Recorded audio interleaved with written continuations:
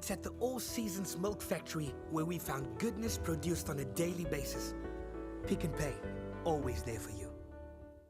Welcome back to your Feel Good Breakfast Show. This is Espresso only on SABC3. Now, it's been a very exciting morning. We had something for everyone. We had music, we had ice cream, we had feet on the show. We even had a homemade cellulite buster. But it's also Gingerbread Day here on Espresso. And right now in the kitchen with me, Kate George, and we're making gingerbread squares with preserved ginger. And this is a perfect way to end of this morning show. Kate, welcome to us. How are you doing? Fine, thank you. And how are you? Great. And are you a fan of ginger? This is my granny's recipe. Really? So I grew up with this. My granny always said ginger made your stomach, settled your stomach. You see, I knew there's medicinal properties to it somewhere.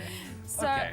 So it was always a win in our house because it was an opportunity to eat cake when you were feeling sick. And it's exciting because ginger always comes out when you're heading into the festive season. Yes, it does. So what are we doing? This, Okay. I mean, this looks beautiful, but how do we get there? Okay, so we're starting off with our dry ingredients. I've got some flour, some salt, a little bit of cinnamon and some ground ginger going in. Important that when you are using dried spices that they're quite fresh, otherwise they lose their flavor quite quickly. So those are our dry ingredients, a little bit of bicarb. Great. All sitting over there. And then so basically with this recipe you need 3 bowls. We're gonna start off with our dry ingredients. Yes. Then in the next bowl we're doing our sugar. All right, of course, for your own gingerbread squares, SMS the keyword gingerbread to 33728. We'll send you on the Pick and Pay shopping list and a link to the recipe. Okay, Doesn't so look this too difficult. No, this is easy.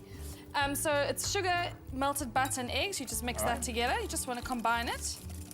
And then in the other bowl, we've got some water, boiling water, so you want it to be nice and hot. Okay. Some honey. Oh, wow. This is going to add the sweet gooiness to it. Oh, there's a winner. And then we've got some molasses, which gives it a nice, it's kind of almost a caramelly flavor and a dark color to the the gingerbread squares. Okay, so you want to mix all of that together, and then basically we just add it all to our dry ingredients. All right. So this goes in.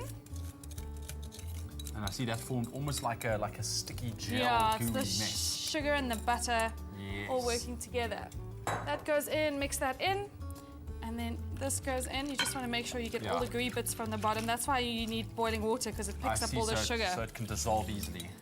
Yeah. Brilliant. That keyword once again, gingerbread to 33728. We'll send you on that Pick and Pay shopping list and a link to the recipe for our gingerbread squares with preserved gingerbread. It looks delicious. Okay, so that's just our batter there. Oh, look at that color, how it just came together. It looks very gingery, hey? It does. And so all we're going to do is just pop them into a square greased baking tray. And those just go into the oven like that. They go into quite a cool oven for quite a long time. They take about 40 to 50 minutes to cook. All right, about 180 degrees? Yes, just that. And then all we do is pop that into the oven.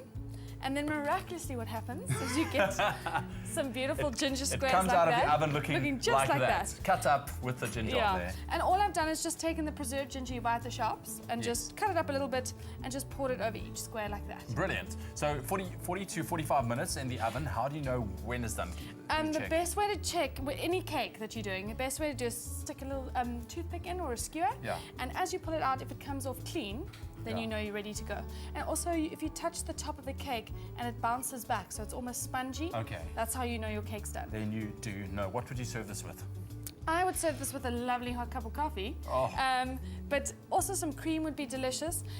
It's also the nice thing about gingerbread is it actually lasts quite long in a Tupperware. So it's the kind of thing you can make, keep in a Tupperware and serve for a couple of days. Which is a good thing, because we made our Christmas cakes, those fruit Christmas cakes, which you need to make a long time before. So you can start like this, so you don't have to do everything the day before. Yeah, brilliant. Okay, thank you so much. So if you've missed any of the steps we took in creating our gingerbread squares with preserved gingerbread, here's a quick look back.